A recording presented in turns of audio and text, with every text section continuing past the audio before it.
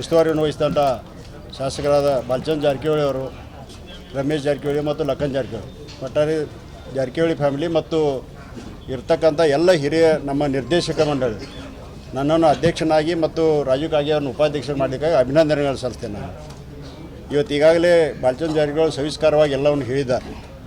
ಇವತ್ತು ನಾವು ಮುಂದಿನ ಧ್ಯೇಯ ಉದ್ದೇಶ ಅಂದ್ರೆ ಏನಿಲ್ಲ ರಾಜಕೀಯ ಮಾಡಬೇಕು ಅಥವಾ ಏನಾರು ಚೈನಿ ಮಾಡಬೇಕಂತಲ್ಲ, ರೈತರಿಗಿರ್ಬೋದು, ಗ್ರಾಹಕರಿಗಿರ್ಬೋದು ಅಥವಾ ಇನ್ನುಳಿದ ಎಲ್ಲರಿಗೂ ಕೂಡ ಕಾರ್ಮಿಕರಿಗಿರ್ಬೋದು ನ್ಯಾಯ ಒದಗಿಸುವಂಥ ಕೆಲಸ ಕಾರ್ಯಗಳನ್ನು ಈಗಾಗಲೇ ನಾವು ಮಾಡ್ತಾಯಿದ್ದೀವಿ.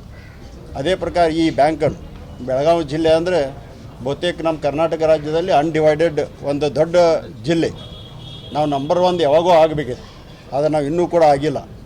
ಆದರೆ ನಮ್ಮ ಎಲ್ಲ ನಿರ್ದೇಶಕರ ಉದ್ದೇಶ ಅಂದ್ರೆ ಇದು ನಂಬರ್ 1 ಆಗಬೇಕು ಅಂತ ಆ ಪ್ರಕಾರದಲ್ಲಿ ನಾವು ಈಗಾಗಲೇ ಬಾಲಚಂದ್ರ ಜಾರಕಿಹೊಳಿ ಹೇಳಿದ ಪ್ರಕಾರ ಒಂದು 5 ವರ್ಷದಲ್ಲಿ ನಾವು ನಂಬರ್ 1ದಲ್ಲಿ ಬರ್ತೀವಿ ಅಂತ ನಮ್ಗೆ ಆತ್ಮವಿಶ್ವಾಸ ಅದ.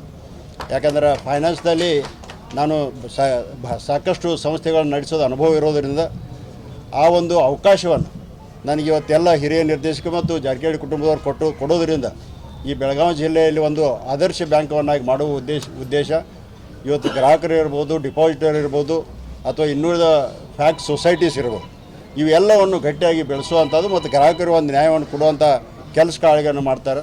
ಮತ್ತು ಏನು ಓ ಡಿಪಾಸಿಟ್ ಕಮ್ಮಿ ಆಗ್ತದೆ ಅದಾಗ್ತದೆ ಅಂತ ಅದಕ್ಕೆ ನಾವೇನು ಹೋಗ್ತಾ ಇಲ್ಲ. ಈಗಾಗಲೇ ಬಾಲಚಂದ್ರ ಜಾರಕಿಹೊಳಿ ಭಾಳ ಸವಿಸ್ಕಾರವಾಗಿ ಹೇಳಿದ್ದಾರೆ. ಅದ್ರ ಮುಂದಿನ ದಿನಮಾನದಲ್ಲಿ ಡಿಪಾಸಿಟ್ದವ್ರು ಕೂಡ ಒಂದು ಸಭೆಯನ್ನು ಮಾಡಿ, PKPSದವ್ರು ಒಂದು ಸಭೆಯನ್ನು ಮಾಡಿ ಅಥವಾ ಕ್ರೆಡಿಟ್ ಕೋಆಪರೇಟಿವ್ ಸೊಸೈಟಿ ಸಭೆಯನ್ನು ಮಾಡಿ, ಕಾರ್ಮಿಕರ ಸಭೆಯನ್ನು ಮಾಡಿ ಹಂತ ಹಂತವಾಗಿ ಎಲ್ಲವನ್ನು ಕೂಡ ನಾವು ನಿರಂತರವಾಗಿ ಅವ್ರ ಜೊತೆಗಿದ್ದು ಅವರ ಸಮಸ್ಯೆಗಳನ್ನು ಬಗೆಹರಿಸುವಲ್ಲಿ ಯಶಸ್ವಿ ಆಗ್ತೀವಿ ಮತ್ತು ಮುಂದಿನ ದಿನಮಾನದಲ್ಲಿ ಬೇಗನೆ ಈ ಸಂಸ್ಥೆಯನ್ನು ಮೇಲಕ್ಕೆ ಏರ್ತೀವಿ ಅಂತ ನಾನು ಹೇಳಬಯಸ್ತೀನಿ. ಇದೇ ವರ್ಷ ಮಾಡ್ತೀವಿ. ಈಗಾಗಲೇ ಮಾಡಬೇಕಾಗಿತ್ತು, ಕರೆ ಚುನಾವಣೆ ಅದು ಬರೋದ್ರಿಂದ ಇವತ್ತು ಬಹಳಷ್ಟು ಮುಂದೆ ಹೋಯಿತು. ತಮ್ಮನ್ನ ಸೆಳಿಬೇಕು, ತಮ್ಮ ಗುಂಪಿನಂತ ಸೆಳಿಬೇಕು ಅಂತೇಳಿ ಬಹಳಷ್ಟು ಪ್ರಯತ್ನ ನಡೀತು. ಸ್ವಾಮೀಜಿಗಳು, ದೊಡ್ಡ ದೊಡ್ಡ ರಾಜಕಾರಣಿಗಳು, ಅದು ನಡೆದಿದ್ದು ನಿಜಾನ? ಒಂದು ಊಹಾಪೋಹ ಇದೆ.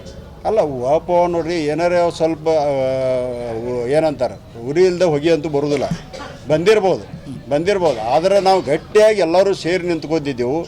ಇವತ್ತು ಜಾರಕಿಹೊಳಿ ಕುಟುಂಬ ಇರ್ಬೋದು, ಮಾಂತೇಶ್ ದೊಡ್ಡವರು, ಅರವಿಂದ್ ಪಾಟೀಲ್ ಇರ್ಬೋದು ಅಥವಾ ಕುಲಗುಡೆ ಇರ್ಬೋದು, ಇನ್ನೊಂದು ತಗ ಎಲ್ಲ ನಿರ್ದೇಶಕರು ಕೂಡ ನಾವು ಚುನಾವಣೆಯಲ್ಲಿ ಏನು ಬಾಲಚಂದ್ರ ಜಾರಕಿಹೊಳಿ ಒಂದು 6 ತಿಂಗಳಾಯ್ತು ಅವರು ಒಂದು ಇದರ ಕಷ್ಟಪಟ್ಟಿದ್ರು, ಅದಕ್ಕೆ ಎಲ್ಲರೂ ಕೂಡ ಬದ್ಧರಿದ್ದೇವೆ. ನಾವು ಆ ಪ್ರಕಾರ ಕೊನೆಯವರೆಗೆ ನಾವು ಎಲ್ಲರೂ ಬದ್ಧರಾಗಿರ್ತೀವಿ. ಈಗ DCC ಬ್ಯಾಂಕ್ ಅಂದರೆ ರೈತರ ಬ್ಯಾಂಕು, ಸೊಸೈಟಿ ಬ್ಯಾಂಕ್ ಅನ್ನುವಂಥದ್ದು ಒಂದು ಇದಿದೆ, ಒಂದು ಲಿಮಿಟೆಡ್ ಇದೆ. ಅದು ಜನರಲ್ ಸೆಕ್ಟರ್ಗೆ ಅಂದರೆ ಜನರಲ್ ಲೋನ್ ಕೊಡುವಂಥದ್ದಾಗಲಿ, ಬೇರೆದವ್ರಿಗೆ ಲೋನ್ ಕೊಡುವಂಥದ್ದಾಗಲಿ, ಬೇರೆ ಸೆಕ್ಟರ್ಗೆ ತರುವಂಥ ಪ್ರಯತ್ನ ಇಲ್ಲ. ಇದನ್ನು ತಪ್ಪು ಕಲ್ಪನೆ ಮಾಡ್ತಾ ಇದ್ದೀವಿ ನಾವು. ಇದ್ರಿ ಕಂಪಲ್ಷನ್ ನಾವು ಏನು ಫ್ಯಾಕ್ಸ್ ಸೊಸೈಟಿಗೆ ರೈತರಿಗೆ ಕೊಡಬೇಕಾದ ಭಾಗವನ್ನು ಕೊಡ್ತಿರ್ತೀವಿ. ನಾವು ಹೊರಗಿಂದ ಏನು ಡಿಪಾಸಿಟ್ ಮಾಡ್ತೀವಿ ಅದು ಕಮರ್ಷಿಯಲ್ ಲೋನ್ ಕೊಡಬೇಕಾಗ್ತದೆ. ಅದ್ರ ಶಿವಾಯ ಲಾಭದಾಗ ಬರೋದಿಲ್ಲ. ಅದನ್ನು ಎಷ್ಟು ನಾವು ಅದಕ್ಕೊಂದು ಲಿಮಿಟ್ ಅದ. ಅಗ್ರಿಕಲ್ಚರ್ ಲೋನ್ ಪರ್ ಎಕರ್ ಎಷ್ಟು ಕೊಡಬೇಕು ಅಥವಾ ಎಷ್ಟು ಸ್ಕೇಲ್ನಾಗ ಕೊಡಬೇಕು, ಎಷ್ಟು ಎಕರ್ದು ಕೊಡಬೇಕು ಅಥವಾ ನಮ್ಮ ಇರ್ತಕ್ಕಂಥ ಸೆಂಟ್ರಲ್ ಗೌರ್ಮೆಂಟ್, ಸ್ಟೇಟ್ ಗೌರ್ಮೆಂಟ್ ಬಂದದ್ದು ಶೂನ್ಯ ದರದಲ್ಲಿ ಬಡ್ಡಿ ಎಷ್ಟು ಕೊಡಬೇಕು ಅನ್ನೋದು. ಅದನ್ನು ಬಿಟ್ಟು ನಾವು ಬೇರೆ ವ್ಯವಹಾರ ಮಾಡ್ರೆ ನಮ್ಮ ಬ್ಯಾಂಕ್ ದೊಡ್ಡದಾಗ್ತದೆ ಅಥವಾ ಬೆಳೀತದೆ, ಅದ್ರದ್ದು ಇದು ಸಿಗ್ತದೆ. ಯಾಕಂದ್ರೆ ಸರ್ಕಾರದಿಂದ ಒಮ್ಮೆ ಬರ್ಲಿಕ್ಕಂದ್ರೆ ನಮಗೆ ಬಡ್ಡಿ ಸಬ್ಸಿಡಿ ಬರಲಿಲ್ಲ ಅಂದ್ರೆ ಲಾಸ್ನಾಗ ಹೋಗಿಬಿಡ್ತದೆ. ಆವಾಗ ನಾವು ಕಾಂಪೆನ್ಸೇಟ್ ಮಾಡಬೇಕಾದ್ರೆ ಕಮರ್ಷಿಯಲ್ ಬ್ಯಾಂಕ್ ಥರ ಕಾಂಪೀಟ್ ಮಾಡಬೇಕಾದ್ರೆ ಇವತ್ತು ನ್ಯಾಷನಲೈಸ್ ಇರ್ಬೋದು, ಮಲ್ಟಿನ್ಯಾಷನಲ್ ಇರ್ಬೋದು, ಇನ್ನುಳಿದ ಕೋಆಪರೇಟಿವ್ ಬ್ಯಾಂಕ್ಗಳಿದಾವೆ. ಅವ್ರ ಜೊತೆ ಕಾಂಪೀಟ್ ಮಾಡಬೇಕಾದ್ರೆ ನಾವು ಕಮರ್ಷಿಯಲ್ ವ್ಯವಹಾರವನ್ನು ಮಾಡಲೇಬೇಕಾಗ್ತದೆ. ಈಗ ಭಾಳಷ್ಟು ಕಮ್ಮಿ ಅದ. ಇದನ್ನು ಮುಂದಿನ ದಿನಮಾನದಲ್ಲಿ ನಾವು ಬರೀ ಬ್ರ್ಯಾಂಚ್ ಮುಖಾಂತರ ಅಲ್ಲ, ಫ್ಯಾಕ್ಸ್ ಸೊಸೈಟಿ ಮುಖಾಂತರ ಕೂಡ ಮಾಡುವಂಥ ಒಂದು ಉದ್ದೇಶವನ್ನು ಹೊಂದಿದೆ. ಸಂದೇಶವನ್ನು ನೀಡುವಂಥ ಕೆಲಸ ನಡೀತಾ ಇದೆ. ಇಷ್ಟು ವಿಡ್ರಾಲ್ ಆಯಿತು ಸೋಷಿಯಲ್ ಮೀಡಿಯಾದಲ್ಲಿ ಕೆಲವರು ಅಪಪ್ರಚಾರ, ಅದಕ್ಕೆ ತಡೆಗಟ್ಟೋ ನಿಟ್ಟಿನಲ್ಲಿ, ಯಾಕಂತಂದ್ರೆ ಇದೇ ರೀತಿ ಮುಂದುವರಿತು ಅಂತಂದ್ರೆ ಅದು ವಿಕೋಪಕ್ಕೆ ಹೋಗುವಂಥ ಸಾಧ್ಯತೆ ಇದೆ. ಅದನ್ನು ತಡೆಗಟ್ಟೋ ನಿಟ್ಟಿನಲ್ಲಿ ಏನಾದರೂ ಕಾನೂನಾತ್ಮಕವಾಗಿ ಅಥವಾ ಏನು ಬೇರೆ ರೀತಿಯಾದಂಥ ಏನಾದರೂ ನೋಡ್ರಿ, ಎಲ್ಲ ಗ್ರಾಹಕರಿಗೂ ಎಲ್ಲ ಡಿಪಾರ್ಟ್ ನಾವು ಕೈ ಮುಗಿದು ಕೇಳ್ಕೊಳ್ತೀವಿ. ಇದು ಒಳ್ಳೆಯ ದೃಷ್ಟಿಯಿಂದ ಇವತ್ತು ಬೆಳವಣಿಗೆ ನಡೀತಾ ಇದೆ. ಈ ಬ್ಯಾಂಕ್ ಅಗದಿ ಗಟ್ಟಿ ಆಗ್ಯದ. ಯಾರ್ದು ಡಿಪಾಸಿಟ್ ಏನೂ ಭಂಗ ಹತ್ತೋದಿಲ್ಲ.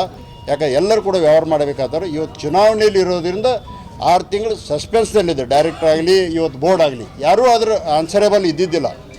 ಆದ ಕಾರಣ ಈಗ ನಾವು ಜವಾಬ್ದಾರಿಯಾದ ವ್ಯಕ್ತಿ ಎಲ್ಲರೂ ಬಂದಿದ್ದೆವು. ನಾವೆಲ್ಲರೂ ಕೂಡ ಗಟ್ಟಿಯಾಗಿ ನಿಂತು ಅದನ್ನು ತಡೆಗಟ್ತೀವಿ. ಈಗ ಜಲ್ಲೆ ಅವರು ನಾಮಪತ್ರ ಸಲ್ಲಿಸಿದ್ರೆ ಅಧ್ಯಕ್ಷ ಸ್ಥಾನಕ್ಕೆ ನಾವು ಕ್ಯಾಂಡಿಡೇಟ್ ಹಾಕಂಗಿಲ್ಲ ಅಂತ ಅಂದಿದ್ರು ಸರ್, ಅವ್ರ ಪಾತ್ರ ಏನಂತ ನೀವು ಅಧ್ಯಕ್ಷ? ಅದೇನು ಅವ್ರಿಗೆ ಕೇಳಬೇಕು. ಅವ್ರ ಪಾತ್ರ ನಾವು ಹೆಂಗೆ ಹೇಳಕ್ಕೆ ಸಾಧ್ಯ ಅದ? ಇಲ್ಲ, ಇದು ಅವ್ರ ನಾಮಪತ್ರ ಹಾಕಿಲ್ಲ ಅಂದ್ರೆ ಅವ್ರಿಗೂ ಕೂಡ ನಾನು ಅಭಿನಂದನೆಗಳು ಸಲ್ಲಿಸ್ತೇನೆ. ಅನ್ನ ಪೋಸಾಗಿ ಮಾಡಿದ್ದಕ್ಕೆ ಅವರು ಕೂಡ ಪಾತ್ರ ಅಂತ ತಿಳ್ಕೊತೇನೆ ನಾನು. ಇವತ್ತು ಬಂದಿಲ್ಲ ಹಾಕಿಲ್ಲ ನಾನಾಗಲಿ ರಾಜಕಾಗಿ ಎಲ್ಲರೂ ಅಭಿನಂದನೆಗಳು ಸಲ್ತೀವಿ ಅವ್ರಿಗೆಲ್ಲ ಮುಂದೆ ಎಲ್ಲರೂ ಒಟ್ಟಾಗಿ ಹೋಗ್ತೀರಾ ಅಂತ. ಇಲ್ಲ ಈ ಡೆವಲಪ್ಮೆಂಟ್ ಸಲುವಾಗಿ ಒಟ್ಟಾಗಿ ಹೋಗೋದು ಇದೆ. ಇವತ್ತು ಯಾವ್ದು ಪಕ್ಷಾತೀತವಾಗಿ ಜಾತ್ಯತೀತವಾಗಿ ನಾವು ಹೊಂಟಿದ್ದೀವಿ. ಇವತ್ತು ರೈತರದು ಗ್ರಾಹಕರಿಗೂ ಒಳ್ಳೆಯದಕ್ಕೋಸ್ಕರ ಯಾರೇ ಸಲಹೆ ಕೊಟ್ಟರು ಕೂಡ ನಾವು ತೊಗೊಳಕ್ಕೆ ರೆಡಿ. ಗುರ್ಲಾಪುರ